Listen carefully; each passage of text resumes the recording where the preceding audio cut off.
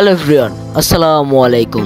নতুন রেল সেতু উদ্বোধন হয় আপনার জন্য নিয়ে আসলাম আরও একটা নতুন ট্রাভেল ব্লগ। উত্তরবঙ্গের প্রবেশদ্বার বলা হয় যমুনা সেতুকে, আর এখানে রেল সেতু হয়েছে, আর এটি কিন্তু কয়েকদিন আগে উদ্বোধন হলো। যেহেতু উদ্বোধন হয়েছে এখন ব্লগ না বানালে তো হয় না, এই কারণে আজকের ভিডিওতে স্বাগতম জানাচ্ছি রেল সেতুতে। এবং আজকে আমরা ভ্রমণ করতে চলেছি ঢাকা থেকে রাজশাহী পর্যন্ত বাই ট্রেন জার্নি। আমার ট্যুরমেট আজকে ছিল ধূমকেতু এক্সপ্রেস। ঢাকা থেকে রাজশাহী পর্যন্ত একটি ফুল রোমাঞ্চকর জার্নি নিয়ে উপস্থিত হয়েছে আপনাদের মাঝে আমি আবুসিনা ডন। তো চলুন বেশি দেরি না করে আজকের রোমাঞ্চকর জার্নি শুরু করা যাক বাই ট্রেন জার্নি। এখন সময় সকাল 5:03 এবং আমরা আছি কমলাপুর রেল স্টেশনে। আমাদের ট্রেন 6টা বাজে রাজশাহী অভিমুখে তার যাত্রা শুরু করবে। স্টেশনে ঢোকার সঙ্গে সঙ্গেই দেখি আমাদের ধূমকেতু এক্সপ্রেস অলরেডি 5 নম্বর প্ল্যাটফর্মে দাঁড়িয়ে আছে। তো চলুন বেশি দেরি না করে এখন আমরা 5 নম্বর প্ল্যাটফর্মের দিকে হাঁটা শুরু করেছি। 5 নম্বর প্ল্যাটফর্মে ঢুকেই দেখি দূরে আমাদের ধূমকেতু এক্সপ্রেস দাঁড়িয়ে আছে। রাজশাহীর বিখ্যাত লেইটি ট্রেন বলা যায়। গতবারও যখন ধূমকেতুতে জার্নি করেছিলাম ট্রেন কিন্তু 5 ঘন্টা লেট ছিল, আজকে অনেক তাড়াতাড়ি চলে আসছে দেখছি। এবং আসার পরে আমরা সোজা হাঁটা ধরি 6 নম্বর বগির দিকে, কারণ আমার আজকে সিট ছিল 6 নম্বর বগিতে এসি চেয়ার স্নিগ্ধাতে। এরপরে বগির সামনে চলে আসি এবং ট্রেনের ভিতরে ঢুকে যাই, কারণ আমার আজকে সিট ছিল 29 নাম্বার এবং 29 নাম্বার কিন্তু আজকে আমার ভাগ্যমতে রাজশাহীমুখী ছিল। আসলে যদি আমরা দেখি ঢাকামুখী সিট তখন কিন্তু আসলে জার্নিটা অনেক বোরিং হয়ে যায়, কারণ উল্টা যাইতে কিন্তু অবশ্যই খারাপ লাগে। আর এই পাশে দাঁড়িয়ে ছিল ঢাকা চট্টগ্রামমুখী সোনার বাংলা এক্সপ্রেস। এরপরে কিন্তু আবার বাইরে চলে আসি। আসার পরে ঘড়িতে তাকিয়ে দেখি 5:40 বাজে, মানে এখনও ট্রেনের কিন্তু 20 মিনিট বাকি। আজকে অনেক আগেই চলে আসছি। এবং গাইজ আরেকটা খেয়ালের বিষয়, দেখতে পাচ্ছেন ঢাকা স্টেশনটুকু কিন্তু একটু নিচু প্ল্যাটফর্ম, অনেক যাত্রীর সমস্যা হয়, দেখতে পাচ্ছেন একটু নিচে এবং ট্রেনটা কিন্তু একটু উঁচাতে। যারা অনেক বয়স্ক আছে তাদের কিন্তু ট্রেনে উঠতে অনেকই প্রবলেম হয়, এই কারণে একটু উঁচু করলে হয়তো ভালো হতো। এবং ফাইনালি ঘড়ির কাঁটায় বেজে গেল সকাল 6টা, কিন্তু আমাদের ট্রেন এখনও কোনো সাইলেন্ট দেয় নাই, হর্নও দেয় নাই, তার মানে ট্রেন এখনও ছাড়ে নাই। এবং ওই সাইড থেকে ঢুকছে মহানগর প্রভাতী। এটি কিন্তু ঢাকা থেকে চট্টগ্রামের ভিতরে একটি অনেক সুন্দর ট্রেন এবং এটি কিন্তু নন স্টপ ট্রেন।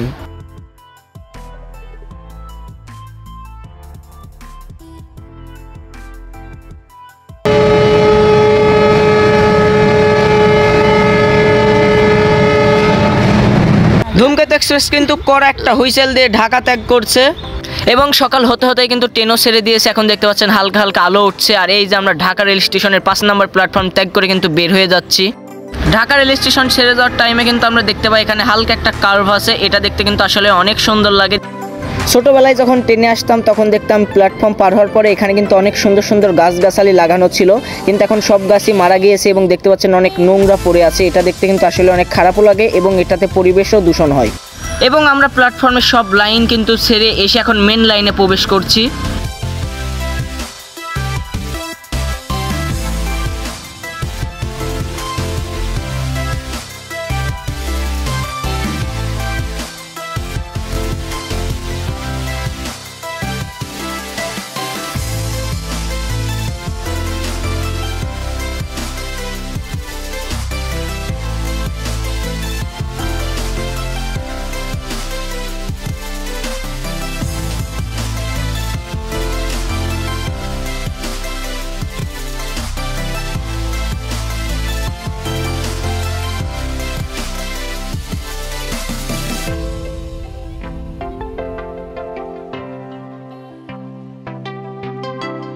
এবং যাত্রা শুরু হওয়ার 37 মিনিটের মাথায় আমরা প্রবেশ করি ঢাকা বিমানবন্দর রেলওয়ে স্টেশনে।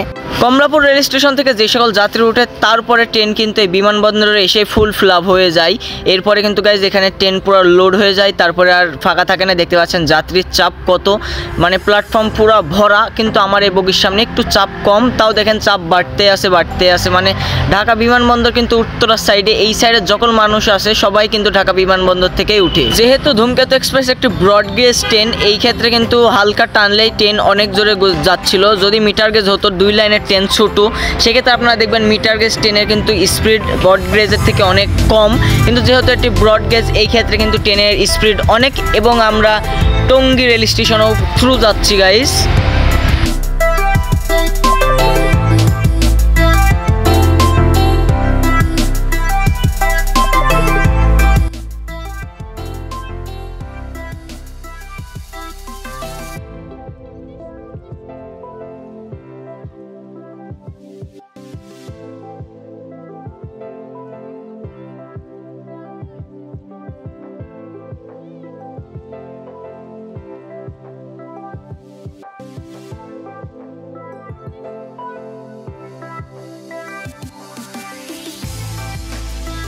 এরপরে আমরা চলে আসি আমাদের তৃতীয় স্টপেজ জয়দেবপুর রেল স্টেশনে। এটা কিন্তু ঢাকা গাজীপুর জেলার ভিতরে অবস্থিত। এই জয়দেবপুরে অনেক এসেছে কিন্তু কোনোদিন ভিডিও করা হয় না, তাই আজকে ভিডিওর মধ্যে নিয়ে নিলাম।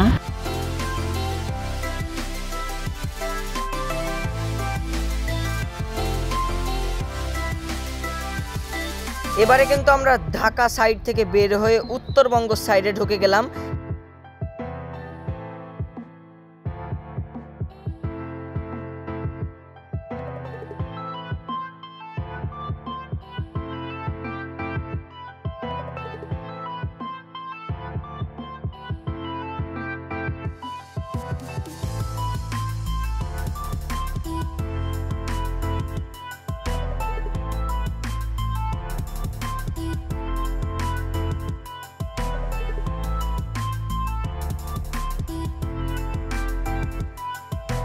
তারপরে চলে আসলাম টাঙ্গাইল রেল স্টেশনে। এটা কিন্তু টাঙ্গাইল রেল স্টেশনের ভিউ।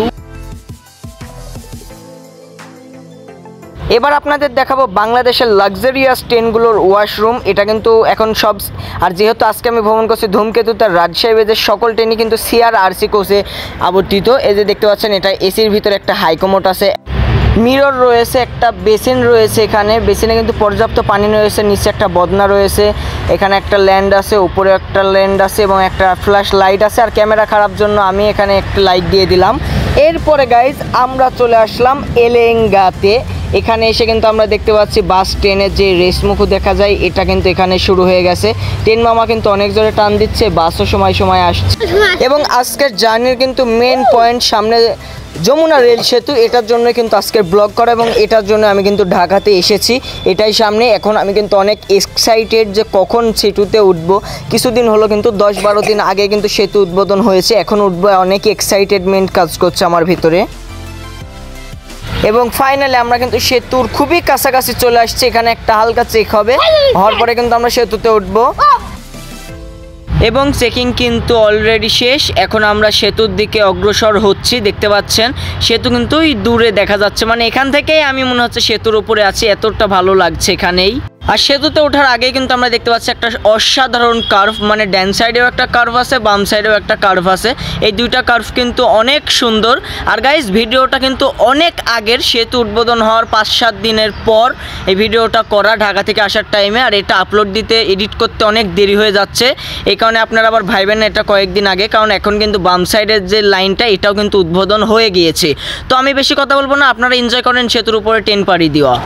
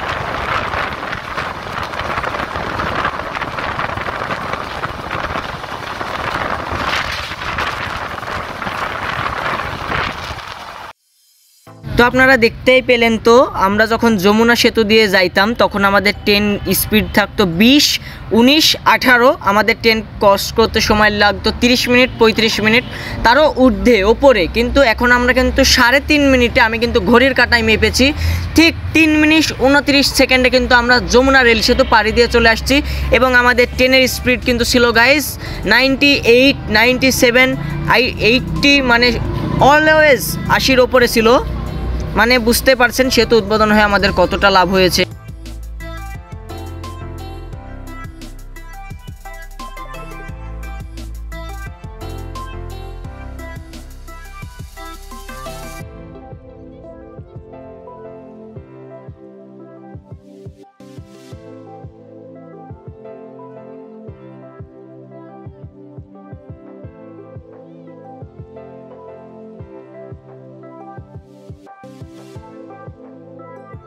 এবার যদি ট্রেনের ভিতরে আসি তাহলে এসিতে আপনারা পেয়ে যাবেন নিচে একটি ভালো স্পেস পা রাখার, তারপরে পেয়ে যাবেন হচ্ছে এখানে একটি লেগ স্পেস, মানে অনেক সুন্দর সিট ফোল্ডিং আনফোল্ডিংও করা যায়।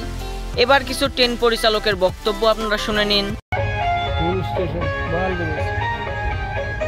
সম্মানিত যাত্রীবৃন্দ, আপনাদের মনোযোগ আকর্ষণ করছি। কিছুক্ষণের মধ্যে আমরা উল্লাপাড়া স্টেশনে পৌঁছে যাব। উল্লাপাড়া স্টেশনে অবতরণকারী যাত্রীগণ দয়া করে আপনাদের মালামাল গুছিয়ে নিন। কিছু ফেলে গেলেন কিনা দেখে নিন। গাড়ি সম্পূর্ণ থেমে যাওয়ার পর সতর্কতার সাথে নামান। নিরাপত্তার খাতিরে চলাচলের জন্য কেবলমাত্র প্ল্যাটফর্ম ব্যবহার করুন। যেখানেই থাকুন নিরাপদ ও সুস্থ থাকুন। বাংলাদেশ রেলওয়েতে ভ্রমণের জন্য আপনাদেরকে অশেষ ধন্যবাদ। খোদা হাফেজ।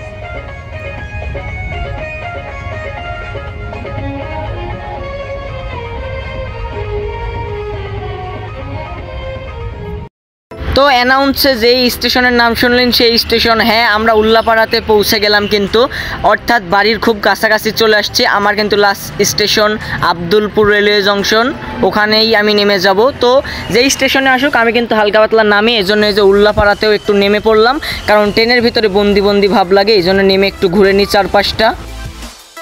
এবং বারবার কিন্তু ক্রসিংয়ে দাঁড়াতে হচ্ছিল। একটু আগেও বনলতার সাথে ক্রসিং খেয়ে আসছে, এখন আবার রাজশাহী থেকে আসে আমাদেরই আরেক ভাই সিল্ক সিটির সঙ্গে ক্রসিং খাচ্ছি। মানে যেখানেই যাচ্ছি শুধুমাত্র ধূমকেতুকে বসিয়ে রাখছে, আর অপর দিক থেকে যেগুলো আসছে ওগুলো থ্রু রকেটের গতিতে চলে যাচ্ছে।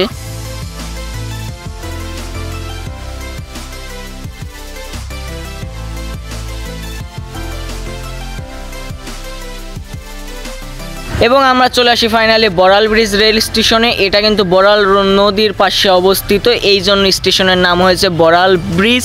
তো কিছুক্ষণের মধ্যে আমরা বড়াল নদীর উপরে বড়াল ব্রিজে উঠে যাব।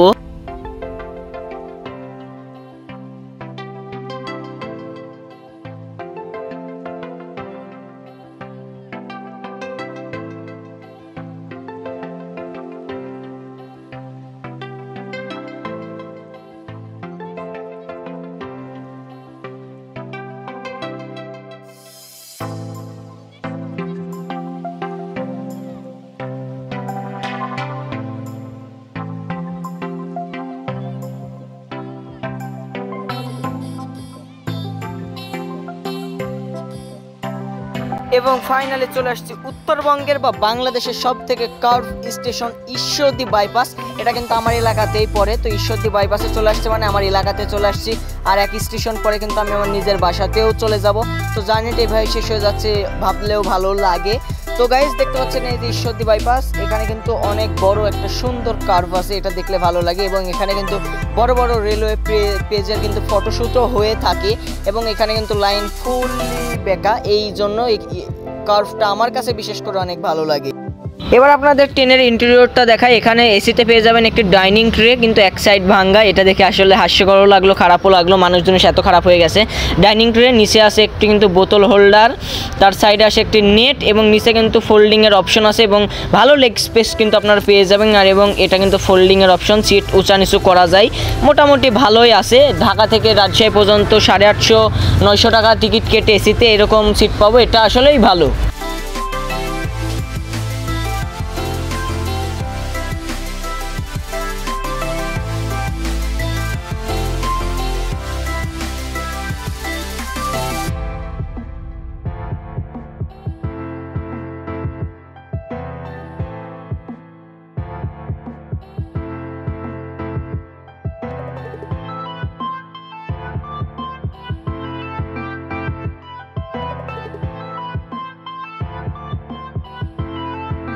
এবং গাইস ফাইনালে চলে আসলাম আবার ডেস্টিনেশন আব্দুলপুর রেলওয়ে স্টেশনের ভেতরে অনেক যাত্রী চাপ থাকার কারণে কিন্তু ট্রেন থেকে না আমার ভিডিও করতে পারি নাই। ট্রেন চলে যাচ্ছে, এই ভিডিওটা করে আপনাদের দিচ্ছি। ট্রেনের বাসায় চলে যাচ্ছে, আমি আমার বাসায় এখন চলে যাব।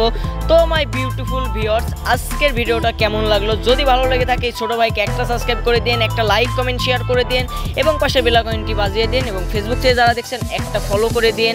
তো ধন্যবাদ, বাই বাই, টাটা, আসসালামু আলাইকুম।